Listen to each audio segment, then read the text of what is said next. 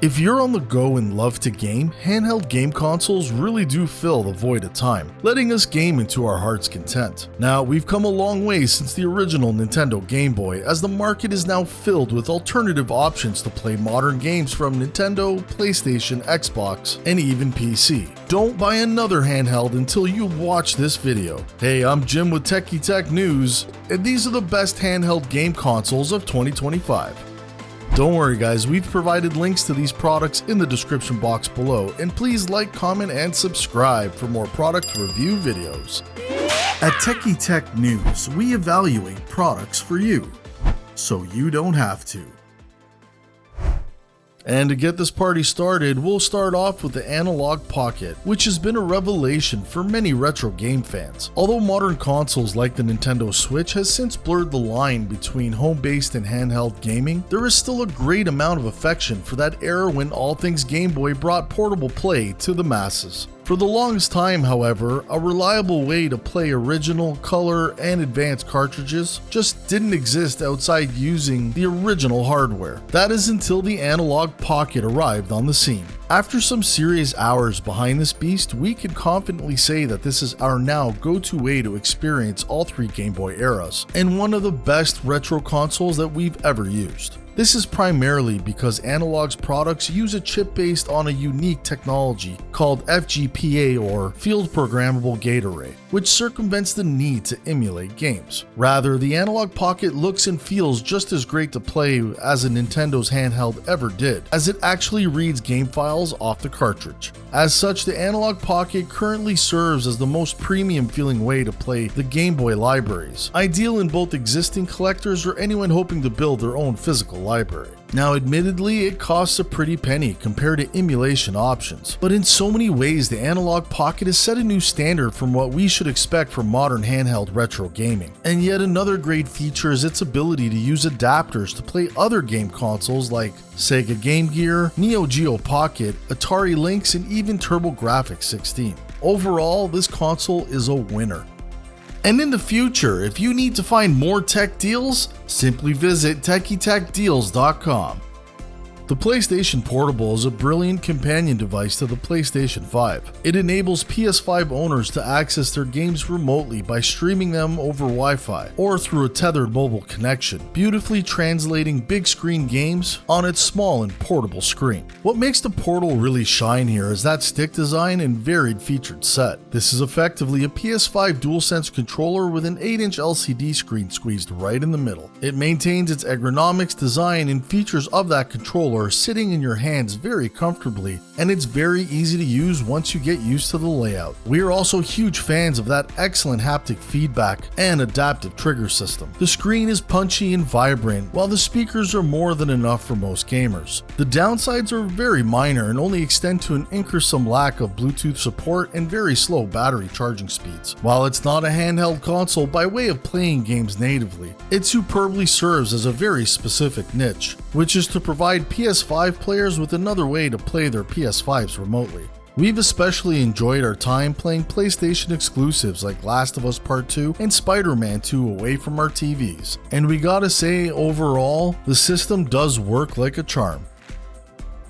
A powerful portable gaming PC that can fit into your pocket is certainly an attractive proposition. While it can't really fit into your pocket thanks to its absolutely gigantic size, the Steam Deck OLED does offer all the power of a respectable gaming laptop in a much smaller package. It's available directly through Valve's Steam client, and regardless of the version you go for, can run most Steam Deck verified titles like Cyberpunk 2077 and Apex Legends smoothly. With that said, we have found certain titles do run poorly, such as Deathloop, but it isn't a deal breaker, but worth bearing in mind if you stack the Steam Deck OLED against its competition. As this device is powered by a modified version of the Linux operating system, not every game from your library will work either. Though that's not to say that there's a good chance that a sizable chunk of titles you already own will be compatible straight out of the box. One of the other issues with Valve's handheld that was revealed during testing was the fact that the batteries can really struggle with more intense titles. We found a game like God of War really does push the system to its limits, lasting for just about 2 hours on standard settings while not being plugged in. However, given how well many of the most demanding titles look and run on this device, we believe it's a trade-off most are willing to make, and to be honest, we agree with that wholeheartedly.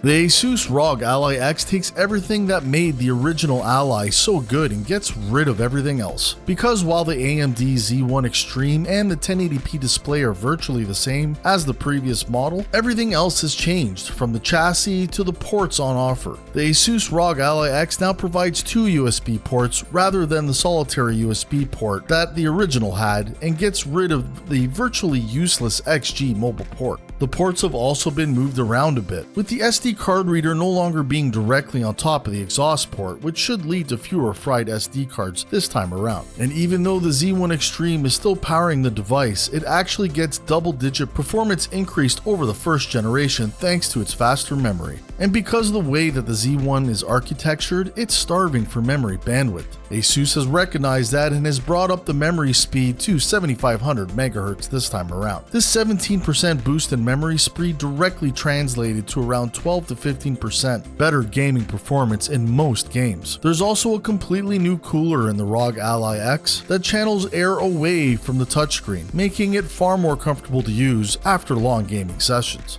And that goes a long way to explain why it's slightly thicker and heavier, measuring in at 1.45 inches thick at its widest point. But more than just a larger cooler, the chassis increase also allows for a much larger battery. Now with 80 watt hours on tap, up from only a 40 watt hour battery in the original. In our testing, that larger battery means that we can play games for a few more hours longer before we actually have to worry about powering it back up. And that is a huge improvement over the Windows gaming handheld that cried for wall power only after an hour and a half.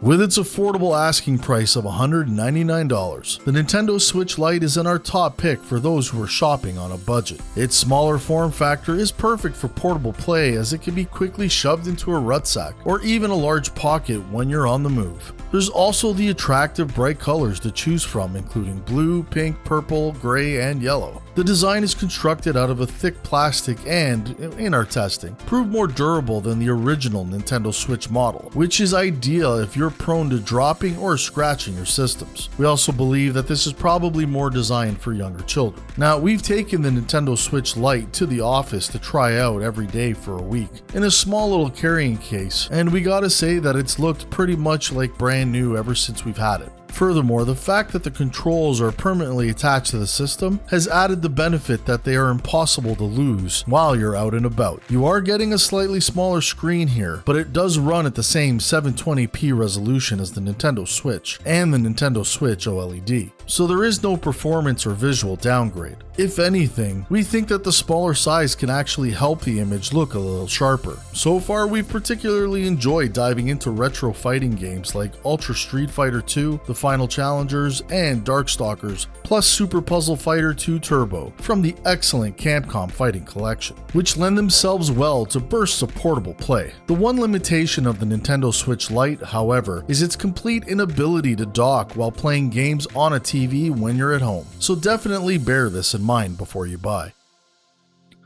The Nintendo Switch OLED is the best model in the company's current console lineup. While it boasts the same internal specifications as the stock Nintendo Switch, the screen has received a substantial upgrade. It is now a larger 7-inch OLED panel that helps the best Nintendo Switch games really pop. With its $349 asking price, the Nintendo Switch OLED propositions itself as a much cheaper than full home console. This lower price does have a tangible impact on performance, however, as we have found many recent ported games like Mortal Kombat 1 and Biomutant to really struggle to hold a consistent frame rate. This was most noticeable while playing on a TV in dock mode, making it far easier to recommend it if you're wholly concerned with portable play. With this variant, you're also getting a greatly improved kickstand and upgraded speakers, which leads to a much better experience while playing in handheld mode. All of the original Nintendo Switch library is compatible with the Nintendo Switch OLED too, and we loved our time with the countless incredible exclusive experiences like Animal Crossing New Horizon, The Legend of Zelda Breath of the Wild, and Splatoon 3. Folks, we hope you've enjoyed this video and have learned the details that you need to make an informed decision. It's a well-reviewed list of handheld gaming consoles, with one being right for you. Still, if you're unsure as which model that you should choose from, simply comment down below and I will personally assist you. Everyone has their own unique challenges and needs, and we would love to problem solve them with you. And please let us know which handheld gaming console you would choose. Links to all of these items are posted in the video description box below, and guys, when you're done, check out the next video.